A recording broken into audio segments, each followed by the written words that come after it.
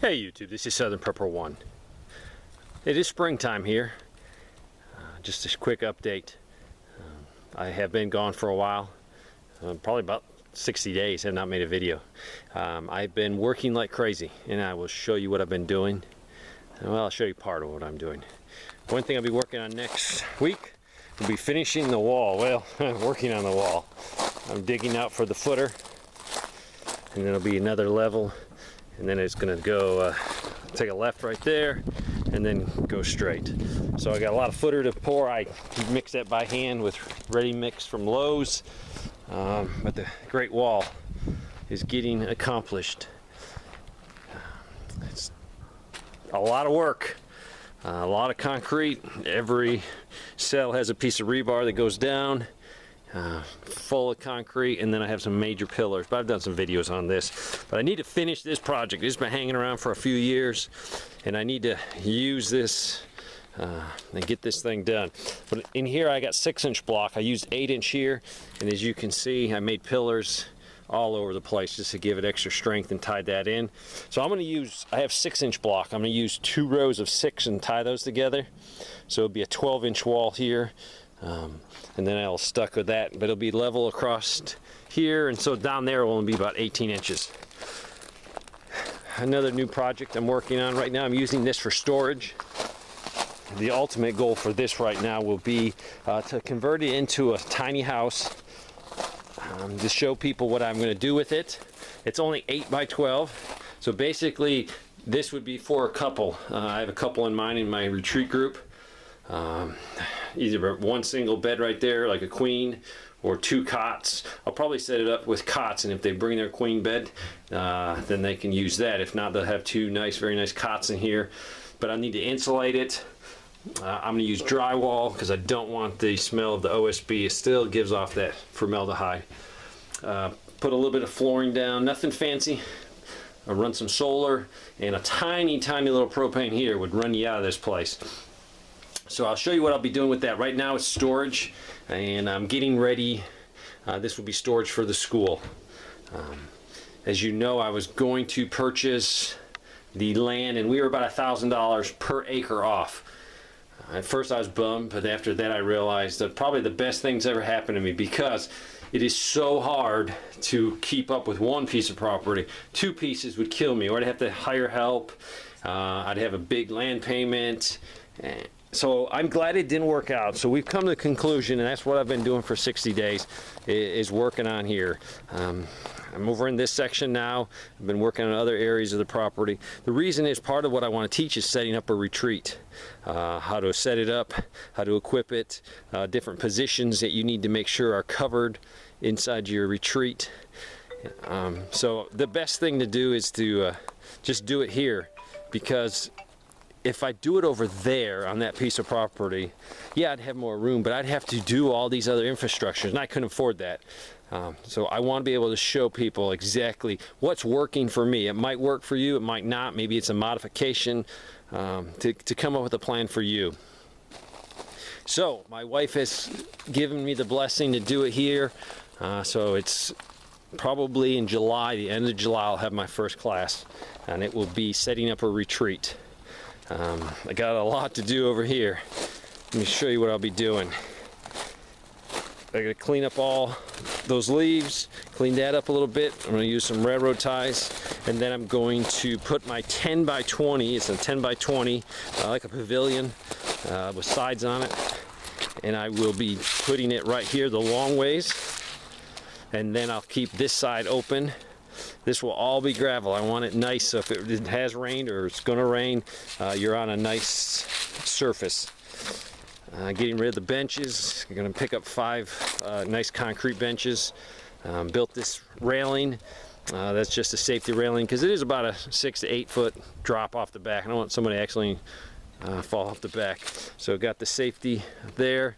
The cabin, lots to do on the cabin. I'm going to turn that into a kitchen. So that will be used for the class plus my retreat. If I have 25 people here, I need a big place to cook. So what I'm going to do is totally go in there and gut it. All new drywall, new flooring. It's been sitting, basically it's a storage building right now. So two families have their stuff in there, some of their stuff in there. They'll be getting that out, and I'll go in there, new paint, new trim, paint the outside. And the biggest part of what I'm really looking forward to doing is on the side there. I'll be putting a 12-foot roof coming out. So I'll have a big area under there.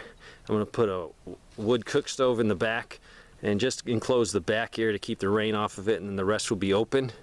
That'll be an awesome place to do some classes, primitive washing of clothes, grinding grain, cooking, and then worst case, that will be an excellent place for my retreat to cook for a large group of people. As you see, I got a lot to do. Got to get the place cleaned up. Get rid of that pile, move it to the bottom side of the property.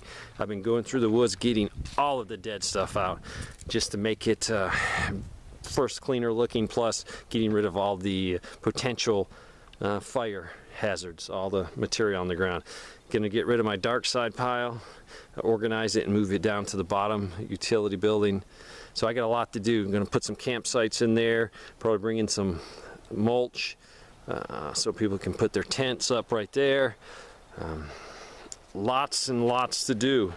I'm highly motivated. I've been working sun up to sundown to make this happen. So yeah, it was a bummer, but actually it's a blessing. Now I don't have a land payment. I don't have to do all the infrastructure that I would need to do to have a school, which I would have to charge a few $100s for a weekend class. Now hopefully I can keep it more affordable. Plus it'd be much better for me, because in a worst case event, and I have 2 pieces of property developed, you know, one of them I would have to give up in a worst case event because I couldn't protect it. That brings up OPSEC, my security. People say, oh, you're gonna have people come to your house. People know where I live anyways by simply getting on the internet. And I think the advantage is to have more friends, especially friends in this area, more contacts.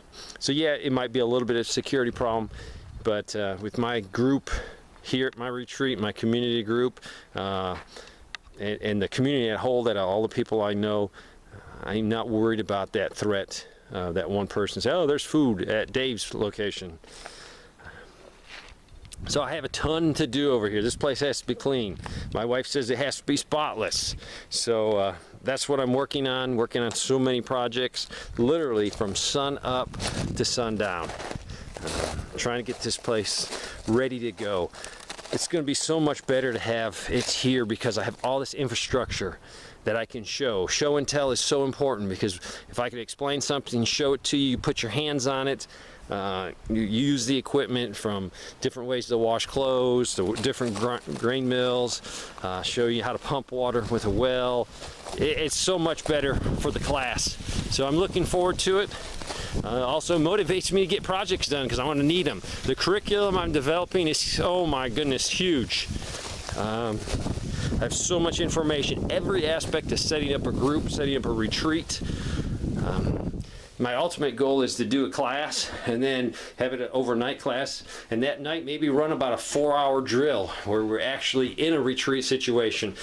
Assign the students a task in the retreat, from, you know, you're sergeant of the guard, or you're guarding a position, you're guarding the front gate, or you're the medical team, and then run some scenarios by them where they have to tabletop it and come up with solutions to it.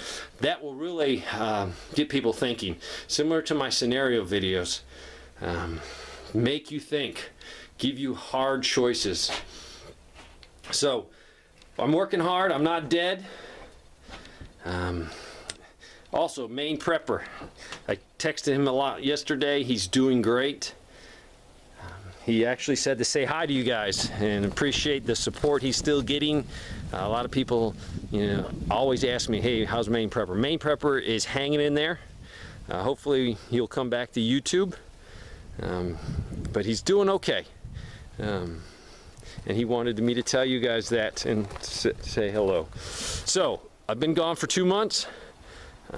Got so much else to show you. What I've been working on, more fire control, the list goes on and on. But progress.